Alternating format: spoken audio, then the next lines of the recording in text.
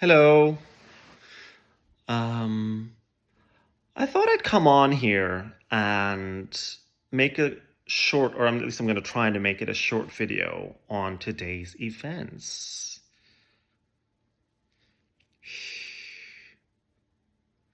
Look, I'm dressed. I've dressed especially for the occasion. I'm kidding. This is what I was wearing to work all day.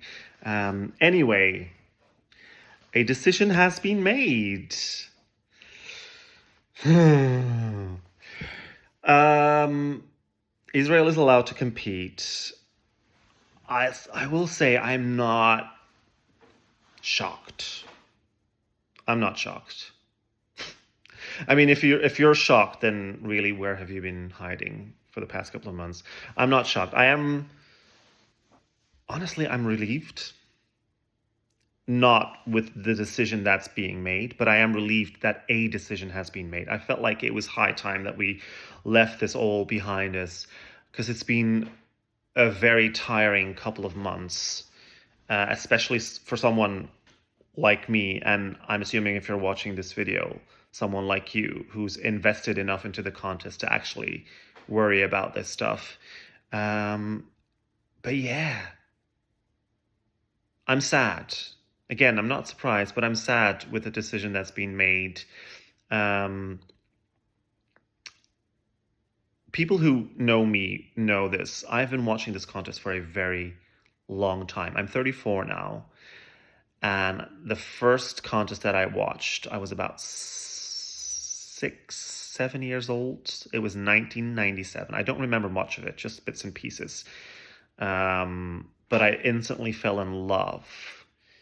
Um, and I've never missed a contest since. Not one. Not under any circumstances. I've always been able to watch the contest. I've been very invested in not just the contest, but also the national selections for many, many years now. And it's kind of sad. It's sad because I think I speak for many when I say that this is, for a lot of us, a safe space, a sort of an escape. I was not the most popular kid.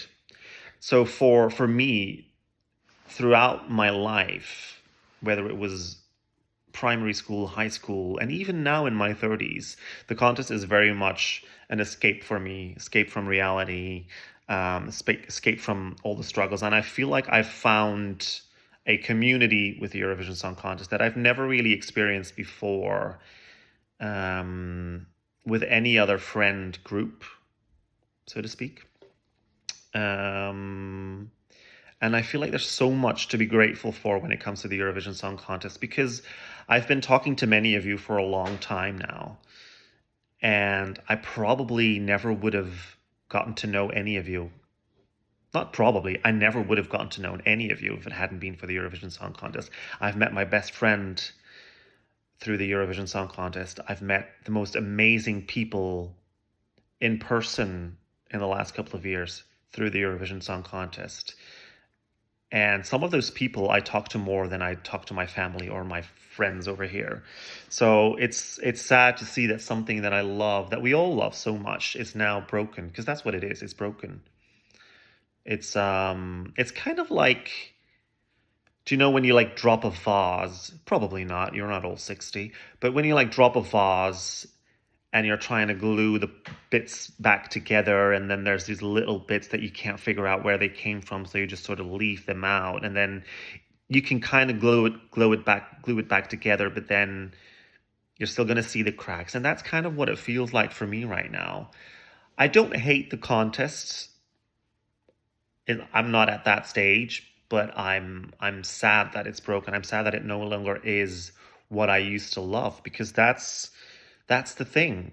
I still love what the contest used to be, and I love what the contest could still be in the future if the right decisions are being made.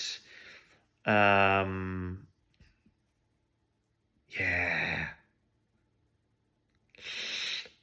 not good, not good. Um, but yeah, this decision, I will say, when the idea of a vote was proposed by the EBU, I kind of felt slightly more hopeful. Now, I have been quite pessimistic about Israel's participation for 2 years now. But I kind of felt like, okay, if there ever is going to be a way to get rid of Israel for the time being, a vote is probably the most likely way to do that, because there's no way that there would ever be a General Assembly long enough to get to a general consensus between all of the, what is like 50 something countries that have to decide on this. There was never going to be a consensus on this. So the best way was always going to be a vote, and probably also the most fair way. Now, I will say today, when the news came that apparently 8 countries had pushed for that vote, I thought, okay, slightly more hopeful now that we still have a shot. Still very much leaning towards it's probably not going to happen, but at least its chances have increased a little bit, only to then see just minutes later that, the decision has been made and it's not what we wanted. But yeah, why this decision? It, like, by all means, it makes no sense at all. Like, we've talked about this for so many times, for such a long time. Russia was banned for invading Ukraine instantly. Israel has been doing the exact same thing, if not worse. Killed, what is it now, hundreds of thousands of people now? So why are they still there? What is the difference? There's enough documentation, there's enough proof that not only the genocide is happening, but that the government is actively using the song contest as a way to promote their war. There is more than enough proof that Khan has manipulated the vote and has bought all these, what was it, like all these SIM cards for so many people that so that they could vote a massive amount of times. Honestly, it's crazy. We've been throwing the evidence in the EBU's face, and still they're unwilling to make that decision. So why is that? So I've been thinking, and the only thing that I can think of is that, or two things that I can think of is, one,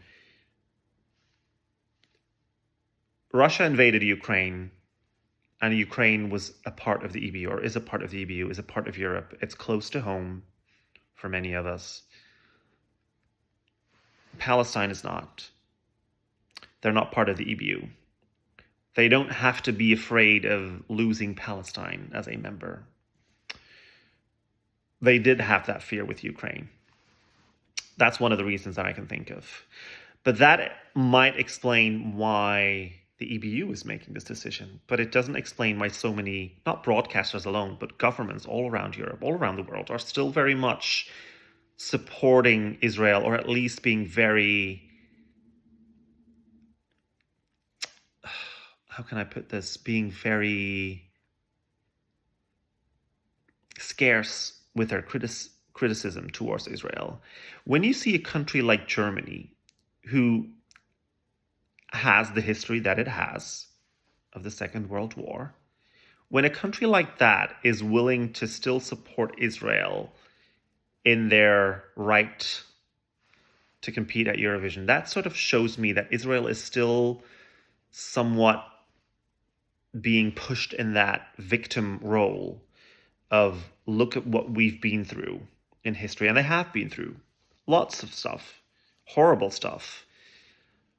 But I feel like part of the reason why so many governments, and why the German broadcaster in particular now, is so adamant in, we're going to withdraw if Israel is not allowed to compete. I think a part of the reason for that is probably because they're afraid of what the world is going to say, what the world is going to think, if they condemn Israel, if they condemn another country for what they did all those years ago.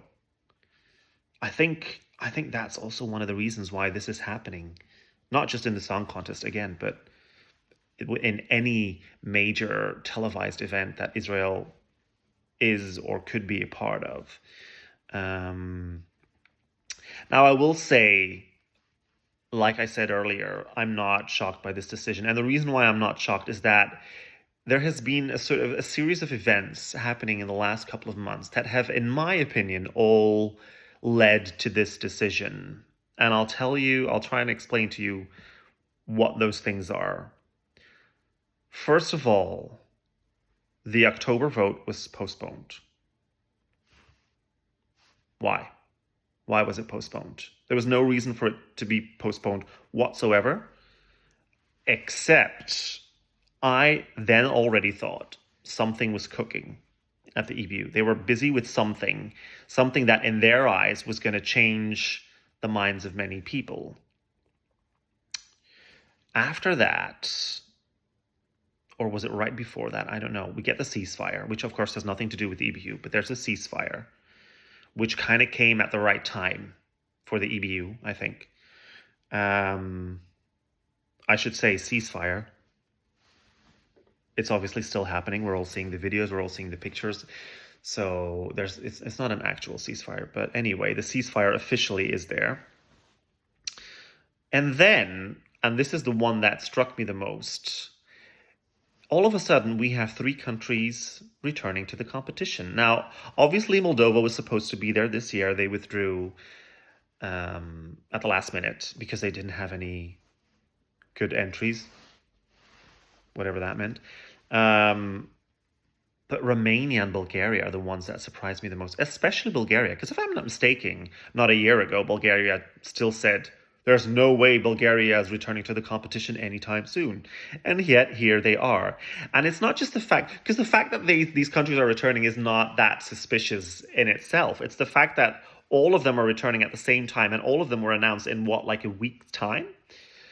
And I felt like, is this the EBU pushing hard on these countries to come back because they're preparing to fill the void of those countries who are threatening to withdraw? And then we get the rule changes. Now, I will say I'm slightly pleased with the fact that the rules are being changed. I'm going to discuss the rules in a second, but I'm slightly pleased that at least an effort is being made, and at least the elephant in the room is being addressed, and that the EBU realizes at least that there's something wrong with the voting sequence and that they need to change it to make it fair. However, dividing the amount of votes into half that you're allowed to vote, is that really going to change, or is that really going to prevent Israel from, or any other countries for that matter, from manipulating the vote? Because at the end of the day, whether or not a country that wins the televote received 10 million votes, or 20 million votes, or 100 million votes, if they win the televote in a country, they'll get 12 points. No matter how many amount of votes they got, if they win the televote, they get the 12 points from that country. Just because you're not allowed to vote 20 times anymore, but only 10 times, does not mean that proportionally that's going to change anything. And let me explain to you why. I hope you guys can still follow me. If you're the kind of person that's willing to vote 20 times for a single country, without even watching the competition for that matter, just to make a statement, then you sure as hell will be willing to vote 10 times. But on the other side, if you're the kind of person, and most of us are, because not every Eurofan votes 20 times, most of us are the kind of person, especially those outside of the Eurovision fandom who are just watching the contest casually on the night itself, most of those people are just going to vote 1 time. And if you're that kind of person, you're still just going to vote the 1 time. That means that a lot of people are still going to vote 10 times for Israel, and a lot of people are still going to either split their votes over 10 different countries, or whatever amount of countries, or they're just going to vote that 1 time for their absolute favorite. So proportionally, Israel could still manipulate the vote in the same way. Or am I just being stupid? If I am, just let me know. But I don't feel like that is the change that we needed. I think a good change would have been not to limit the amount of votes that you can cast, but to limit the amount of votes that you can cast for 1 country. They're already doing it for the Junior Eurovision Song Contest, I don't know if is it 3 times or 5 times at Junior Eurovision that you're allowed to vote, but you have to split. You have to spread your votes over all different kind of countries. I think that's a much better system. You can still choose to vote only once, but if you want to vote multiple times, then you need to vote for several different countries. I think that would be a good system. Um, so yeah, but all of these things. So like I said, the October vote being postponed, the ceasefire, the countries returning all of a sudden, the changes in the rules, that all were massive indicators for me that the EBU never had any intention of banning Israel. They never had any intention of doing that. And now their plan is backfiring because they thought that these changes in the rules were going to be enough to make certain countries stay. But I think at this point, it's 8:30 nearly. And I think at this point, we already have confirmation of Netherlands, Spain, is it Slovenia and Ireland that have all decided already not to participate next year. Iceland is still pending. Belgium is still pending. Iceland, who did in fact threaten to withdraw. Belgium, who didn't threaten to withdraw, but has taken a suspiciously long time to confirm participation, which is not normal. Both of these countries who are going to decide on participation in the next couple of days. But even if those two stay, I hope they don't. But if they stay, even then, you still lose 4 countries. So their plan didn't really work. But their backup plan worked, which was getting as many countries back as possible. Not to mention the fact that, are we going to get Canada? Are we going to get Kazakhstan? Apparently there's talks there for their debut. I don't know how plausible that is to make that happen in time for 2026, but who knows? Yeah. It's been a day, guys. I'm happy I was at work for most of it. I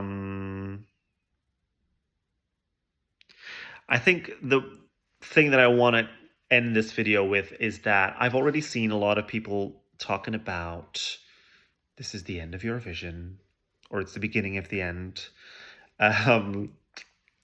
Is it really, though? I don't think it's the end of Eurovision. I think we're all being a little bit overdramatic. And you know what? Rightfully so. I'm outraged. We're all outraged.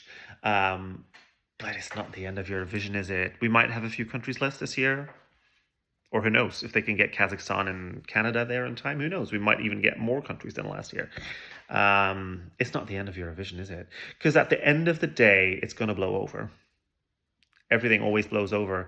And let me tell you, as Eurofans, we always make the same mistakes, which is that we think that because we're all strengthened by each other's, or we're all strengthened by the shared opinion that we have on this topic, that we can make a change or something, or that we're the only ones that make the Eurovision Song Contest what it is. We're not. We're still very much a bubble. We're a small bubble.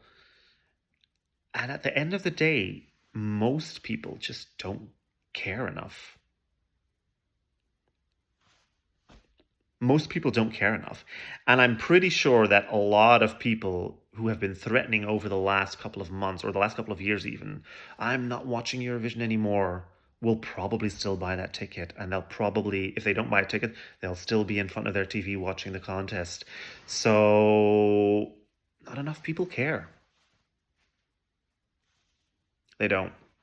But anyway, let's try and stay positive. At the end of the day, I think for me, what the most important thing is right now is the community, you guys, talking to you guys, and I talk to a lot of you guys on a daily basis even. And I think that's the most important thing about Eurovision for me is the community, the love for each other, and the music. So support your artists. Watch the national selections if you like. I know I will be. I'm still excited for that. So watch the national selection, support the artists, go and see them live if you can. Please go and see them live, support them. And, let's just focus on each other instead. Yeah. Bye.